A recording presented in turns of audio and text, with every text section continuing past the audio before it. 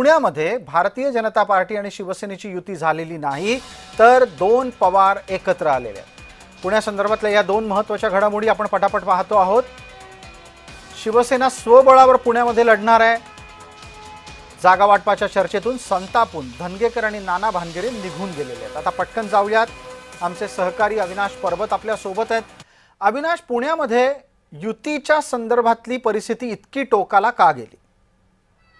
नक्कीच खरं तर आपल्याला शिवसेना असेल आणि भाजप असेल यांची युती होईल असं वाटत होतं, परंतु अवघ्या फॉर्मला साधारण काही तास राहिले असताना शिवसेनेचे खासदार जे आहे श्रीम बारणे यांनी पत्रकार परिषद घेत आमची युती तुटली असं घोषणा केलेली आहे। खरं तर या नंतर शिवसेनेच्या इच्छुकांची खरं तर त्यांची मोठ्या प्रमाणामध्ये नाराजी पाहायला मिळाली होती। बिलकुल, मला एक प्रश्न पटकन वेळेच्या मर्यादेमध्ये पुढचा आपल्याकडून उत्तरादाखल विचारायचा आहे।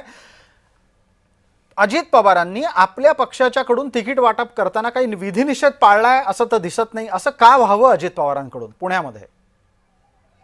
खरं तर आता अजित पवार यांनी गेली आपली पुणे असन पिंपरी चिंचवड मध्ये असन आपली सत्ता आणायची आहे। त्या काही दिवसांपूर्वी त्यांनी हे पण म्हटले काही करून मला जे आहे पुणे आणि पिंपरी चिंचवड मध्ये सत्ता आणायची आहे। त्यामुळे आपण पाहिलं तर गेल्या काही दिवसांपासून अजित पवार जे आहे पुण्यामध्ये ठाण मांडून बसलेले आहेत। त्यामुळे त्यांनी मोठ्या प्रमाणामध्ये जे आहे ते आपले उमेदवार जे उभे केलेले आहे। पुणे असन पिंपरी चिंचवड असन दोन्ही ठिकाणी जे आहे अजित पवार यांनी आपले मोठे उमेदवार जे आहेत ते दिलेले आहेत। त्यामुळे भाजपा पाठोपाठ अजित पवार यांच्या पक्षाने मोठ्या उमेदवार जे आहेत ते दोन्ही शहरामध्ये उभे केल्याचं आपल्याला पाहायला मिळत आहे। धन्यवाद अविनाश। आपण इतर प्रत्येक घडामोड याच वेगाने आमच्यापर्यंत पोहोचवत रहा।